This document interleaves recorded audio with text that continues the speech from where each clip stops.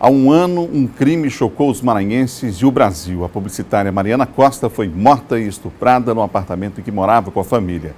O assassino, confesso, o próprio cunhado, Lucas Porto. Até agora, o acusado ainda não foi a júri popular e a família pede por justiça e tenta superar a morte de Mariana. Mariana Costa era a mais nova das 3 irmãs. Tinha um sorriso fácil, meigo. Uma mulher que desde muito jovem encarou os desafios da vida, assumindo o papel de esposa e de mãe, sem nunca deixar de lado a maior virtude, a compaixão pelo próximo.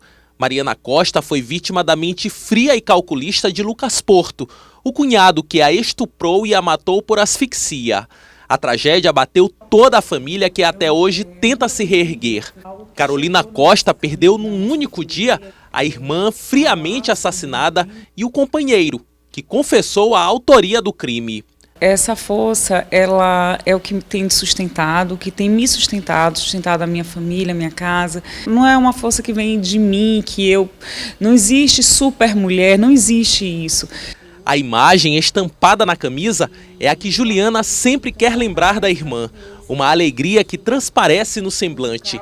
A arquiteta fala da saudade que sente de Mariana e se emociona quando pergunto o que diria ela caso tivesse a oportunidade de reencontrá-la. Eu acho assim, quando eu quero contar, quando eu penso nela, que eu quero que eu fico, poxa, eu queria compartilhar isso com ela, eu peço para Deus.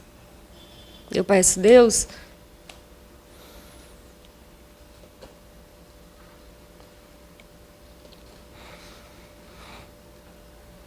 eu peço, conta isso que a gente está vivendo, fala isso para ela. Porque eu acho que só assim ela um dia vai saber de alguma coisa. Em 2017, 30 mulheres já foram vítimas de feminicídio no Maranhão. Os números superam todo o ano passado, quando foram contabilizados 26 crimes do tipo. Na maioria dos casos, o autor é o próprio companheiro da vítima. É muito importante que a mulher peça ajuda. É muito importante que ela se reconheça no relacionamento abusivo desde o início.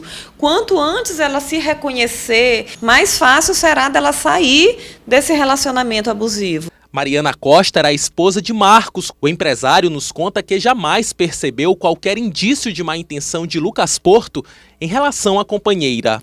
Era um lobo na pele de cordeiro, uma pessoa que a gente confiava e um cara totalmente calculista, frio e covarde.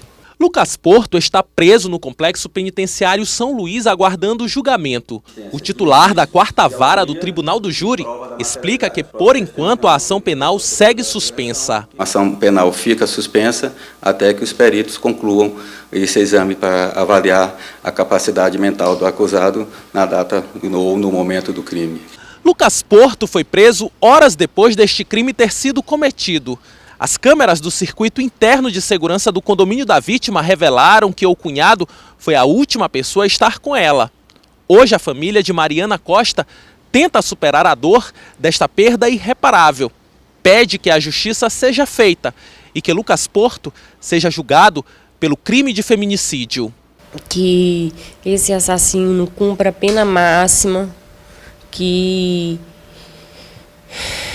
ele fique lá. Que lá é o lugar dele. A gente vai com a verdade, então a gente só quer que a justiça seja feita. A gente está nessa batalha aí e não vai descansar enquanto ele não for condenado o máximo que ele puder. Aqui no estúdio do Bom Dia Maranhão, eu recebo a promotora de justiça Selma Regina Martins, titular da 2ª Promotoria de Justiça especializada na defesa da mulher da capital. Bom dia. Bom dia. Esse caso de Mariana é um caso emblemático, não é? Mas a gente vê várias outras situações ocorrendo no dia a dia, inclusive números assustadores que apontam esse ano um crescimento em relação ao ano passado desse tipo de crime. E às vezes fica aquela pergunta, os crimes aumentaram ou há um aumento das denúncias relacionadas a eles, promotor? Exatamente isso. Os crimes sempre aconteceram. E a Lei Maria da Penha e a lei do feminicídio, ela veio incentivar, dar mais visibilidade para que essa denúncia seja feita. É uma violência que sempre existiu e sempre se dizia o quê? Em briga de marido e mulher, ninguém mete a colher.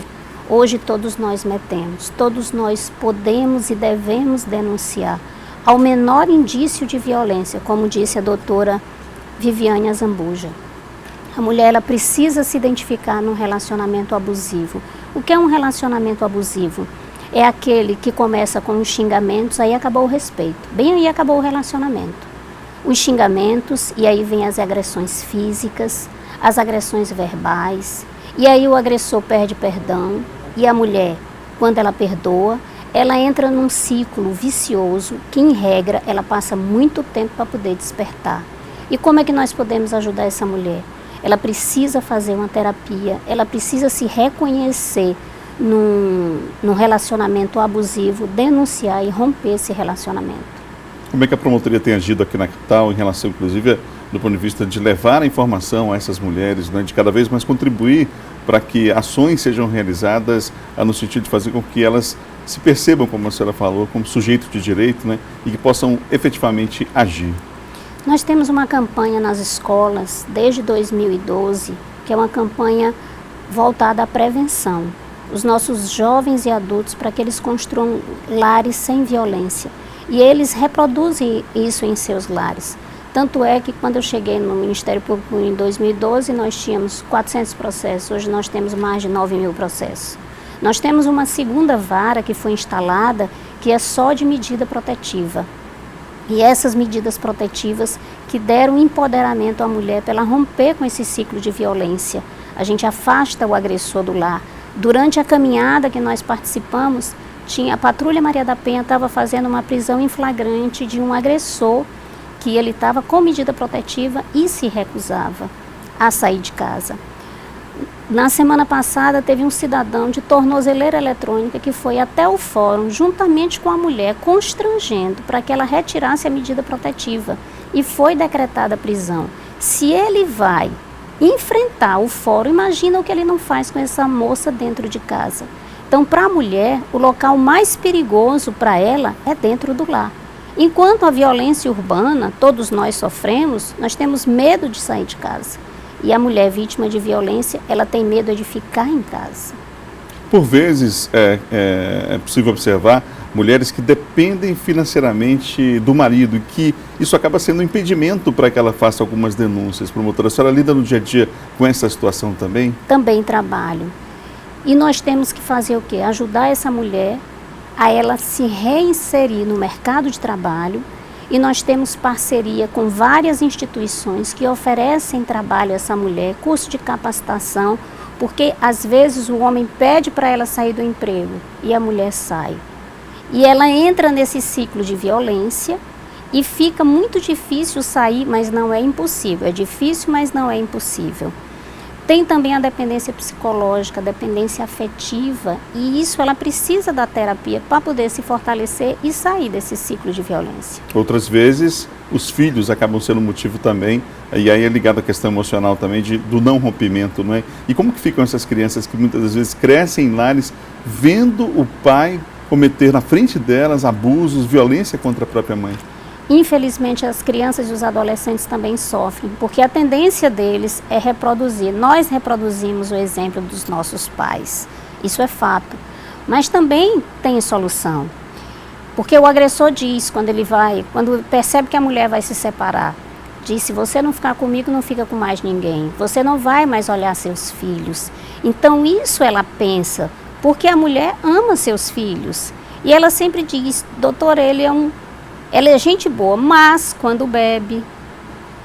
Então tem também o pano de fundo aí, o uso de substância entorpecente, quer seja lícita ou ilícita.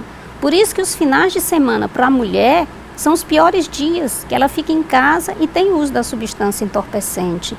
Mas também no meio da semana também tem a ingestão de substância entorpecente durante a semana. Então todos os dias para a mulher é muito perigoso. Os filhos também são acompanhados, tem acompanhamento psicológico, tem inclusive criança que deixou de frequentar a escola, mas a gente entra em contato para que elas não percam as provas, elas também são vítimas dessa violência, toda a família sofre e nós precisamos ajudar essa mulher. Mas eu não sei o que se passa no lar de cada uma, ela precisa nos procurar, precisa procurar o Ministério Público, o Judiciário, a Defensoria, a Delegacia, para quê? para denunciar. Só com a denúncia a gente começa a agir. Doutora, obrigado pela presença aqui na Difusora, obrigado pela entrevista. O Ministério Público é que agradece.